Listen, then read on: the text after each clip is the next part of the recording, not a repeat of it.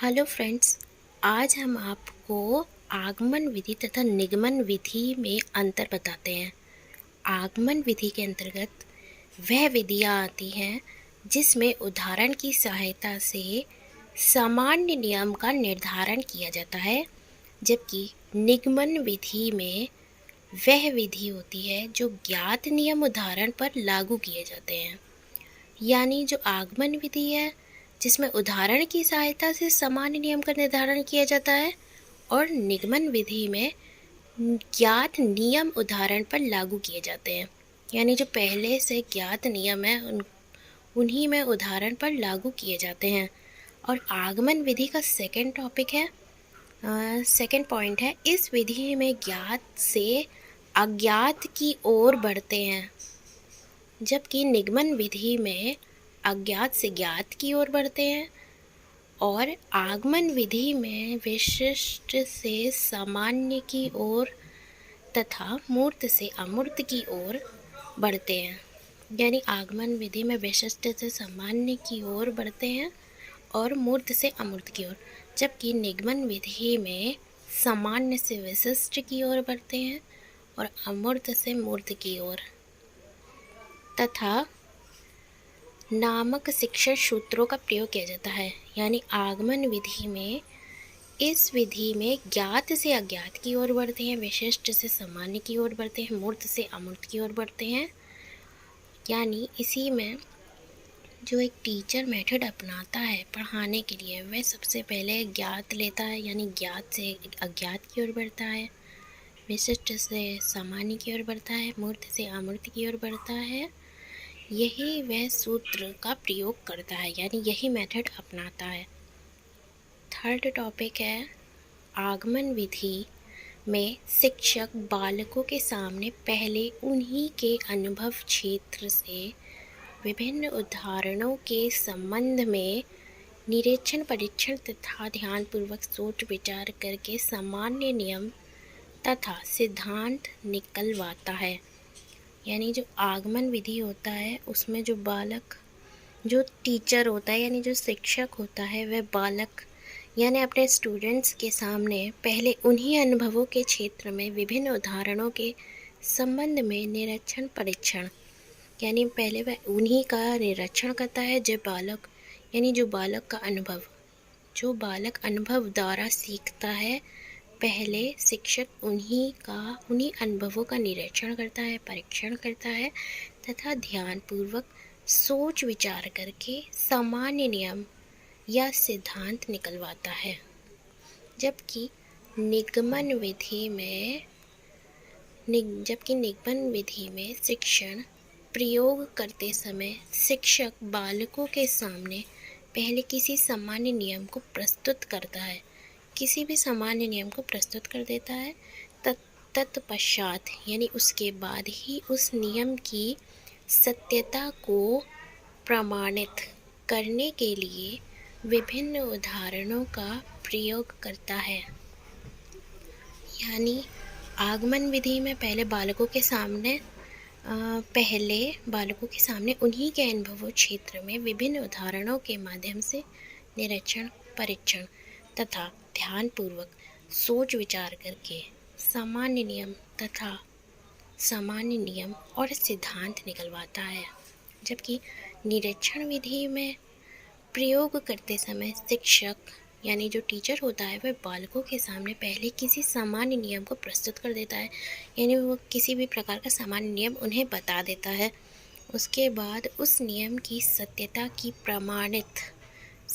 को प्रमाणित करने के लिए, यानी बताने के लिए विभिन्न उदाहरणों का प्रयोग करता है।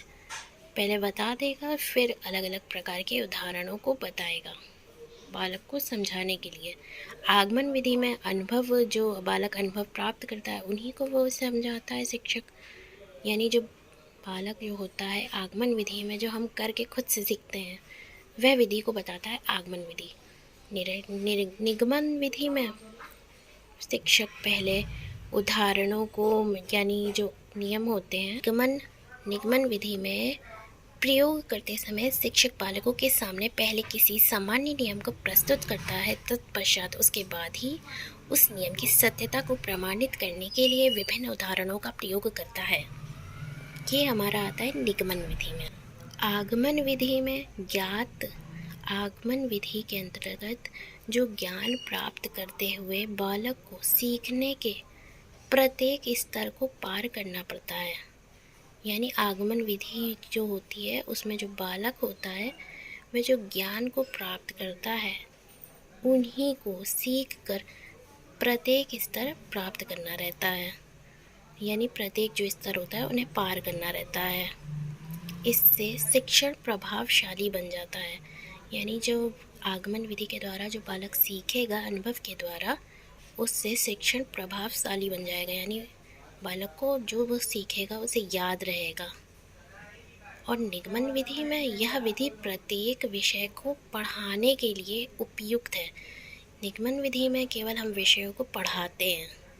यानी जैसे हम किसी भी लेसन को पढ़ते हैं इसमें बस पढ़ते हैं, और आगमन विधि में हम अनुभव के द्वारा सीखते हैं। आगमन विधि द्वारा प्राप्त किया हुआ ज्ञान बालकों का खोजा हुआ ज्ञान होता है। यानी जो आगमन विधि होती है उसमें जो ज्ञान होता है वह बालकों द्वारा खोजा हुआ मतलब ज्ञान होता है। यानी जो बालक खुद से तर्क करके सीखता है वह आगमन विधि के अंतर्गत आता है। अतः ऐसा ज्ञान उनके मस्तिष्क का स्थायी अंग बन जाता है। यानी जो भी मैंने पहले बोला कि हमें वो चीज़ याद रहती है। अनुभव द्वारा हम कुछ भी अगर सीखेंगे तो वह हमें याद रहती है। इसीलिए प्रयोग द्वारा विधि जो हम पढ़ कर सीखते हैं उससे ज़्यादा हमें याद रहती है प्रयोग द्वारा विधि। अनुभव द्वारा विधि ज़्यादा हमारे मस्तिष्क में स्थायी रूप ले लेती है, यानी स्थायी अंग बन जाता है। जबकि निगमन विधि से बालक शुद्ध नियमों की जानकारी प्राप्त करते हैं। उन्हें अशुद्ध नियमों को जानने का कोई अवसर प्राप्त नहीं होता है। यानी निगमन विधि वह विधि होती है जिसमें बालक शुद्ध नियमों की जानकारी तो प्राप्त कर लेते हैं, लेकिन उन्हें अशुद्ध नियमों को जानने का कोई अवसर प्राप्त नहीं होता है। आगमन विधि में यह विधि व्यवहारिक जीवन के लिए अत्यंत लाभकारी होती है या लाभप्रद होती है या उपयोगी होती है। यानी व्यवहारिक जीवन में हम आगमन विधि यानी अनुभव के द्वारा जो सीखते हैं, अनुभव के द्वारा जो हम सीखते हैं वह हमें याद रहता है। इसीलिए वह हमारे व्यवहारिक जीवन में यानी एक बालक के व्यवहारिक जीवन में अत्यंत लाभकारी सिद्ध होती है। जबकि निगमन विधि में कक्षा के सभी बच्चों को एक ही समय में पढ़ाया जाता है। यानी जैसा कि मैंने कहा किताबी ज्ञान होता है। सीधी सी बात है, निगमन विधि यानी किताबी ज्ञान, आगमन विधि यानी अनुभव वाला ज्ञान। अनुभव के द्वारा हम आगमन विधि के अंतर्गत सीखते हैं। निगमन विधि वह विधि होती है जो कक्षा में यानी हमारी क्लास में जो कुछ भी पढ़ाया जाता है वह निगमन विधि के अंतर्गत आता है। यानी लेसन जैसे एक बुक है उसमें 10-12 लेसन है, उनको बस लेसन के अकॉर्डिंग क्वेश्चन आंसर बस याद कर लिया, एग्ज़ाम दे दिया, बस हो गया। ये सब हमारा निगमन विधि के अंतर्गत आता है। जो अनुभव द्वारा जो हम सीखते हैं वह आगमन विधि के अंतर्गत आता है। वह हमें सदैव के लिए याद रहता है, हमारे मस्तिष्क में स्थायी रूप ले लेता है। आगमन विधि का सेकेंड पॉइंट है, इस विधि से शिक्षक को नियम निकालने में थोड़ी कठिनाई होती है। इस विधि में यानी आगमन विधि में शिक्षक को नियम निकालने में थोड़ी कठिनाई होती है, क्योंकि ये अनुभव के द्वारा ये होता है। अनुभव द्वारा जो कुछ भी हम सीखते हैं इसलिए नियम को निकालने में थोड़ी कठिनाई होती है। जबकि निगमन विधि में निगमन विधि के प्रयोग से शिक्षक का कार्य सरल ही हो जाता है, क्योंकि हम किताबी ज्ञान पढ़ रहे हैं, किताबी ज्ञान सीखते हैं निगमन विधि के अंतर्गत। इसलिए एक शिक्षक का जो कार्य होता है वह सरल हो जाता है। जबकि आगमन विधि में शिक्षक को नियम निकालने में थोड़ी कठिनाई होती है। आगमन विधि के अंतर्गत समय शक्ति दोनों अधिक लगता है। आगमन विधि में हमारा समय भी अधिक लगता है क्योंकि हम अनुभव द्वारा सीख रहे होते हैं, इसलिए आगमन विधि में हमारा समय अधिक लगता है, शक्ति अधिक लगती है। जबकि निगमन विधि में प्रयोग में निगमन विधि के प्रयोग में समय व शक्ति दोनों कम लगती है, क्योंकि हम कक्षा में जो ज्ञान प्राप्त करते हैं वह हमारी किताबों में जो लिखा रहता है बस हम वही सब याद कर लेते हैं बस, इसलिए हमारा समय भी कम लगता है, शक्ति भी कम लगती है, क्योंकि पहले से ही लिखा हुआ है, सब याद करने में भी आसानी होती है। लेकिन आगमन विधि में हमारा समय और शक्ति दोनों ही अधिक लगती है, क्योंकि हम अनुभव कर रहे होते हैं। अनुभव द्वारा सीखने में समय तो लगता ही है, हम सोचेंगे पहले कि इस काम को कैसे किया जाए, तभी वो काम हम कर सकते हैं। तो आगमन जो विधि है उसका 9th पॉइंट है, वह विधि छोटे बालकों के लिए, यानी आगमन विधि छोटे बालकों के लिए उपयुक्त नहीं है। छोटे बालकों के लिए थोड़ा कठिन है, क्योंकि उन्हें शुरुआत में पहले पढ़ाना पड़ता है। जैसे हम इसीलिए जो निगमन विधि है वह कक्षा द्वारा सिखाई वाली विधि होती है। निगमन विधि सभी आयु वर्ग के बालकों के लिए उपयुक्त है। आगमन विधि का 10th पॉइंट है, यह विधि स्वयं में अपूर्ण है। इसके द्वारा खोजे हुए सत्य की परख करने के लिए निगमन विधि की सहायता लेनी पड़ती है, यानी निगमन विधि ही आवश्यकता पड़ती है। जबकि निगमन विधि, यह विधि लगभग पूर्ण है, इसके लिए अन्य किसी विधि की आवश्यकता नहीं पड़ती। निगमन विधि में किसी भी विधि की आवश्यकता नहीं पड़ती है, जबकि आगमन विधि में निगमन विधि की सहायता लेनी पड़ती है, यानी आवश्यकता पड़ती है। आगमन विधि, इस विधि से बालक की रचनात्मक प्रवृत्ति पर बल दिया जाता है, उनमें खोज प्रवृत्ति का विकास होता है। यानी जैसा कि अनुभव हम लोग करते हैं, प्रयोग द्वारा सीखते हैं, उसमें हमें खोज करनी पड़ती है, इसलिए खोज प्रवृत्ति का विकास होता है।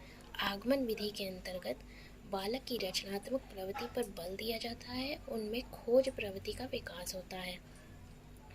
जबकि निगमन विधि में बालकों को अपने निजी प्रयासों से सीखने और ज्ञान को खोजने का कोई अवसर नहीं मिलता है। यानी निगमन विधि में वही मैंने बताया ना अभी कि अनुभवों के द्वारा सीखने का कोई मौका नहीं मिलता, यानी कोई अवसर नहीं मिलता है। इस प्रकार बालकों में मानसिक दासता उत्पन्न होती है।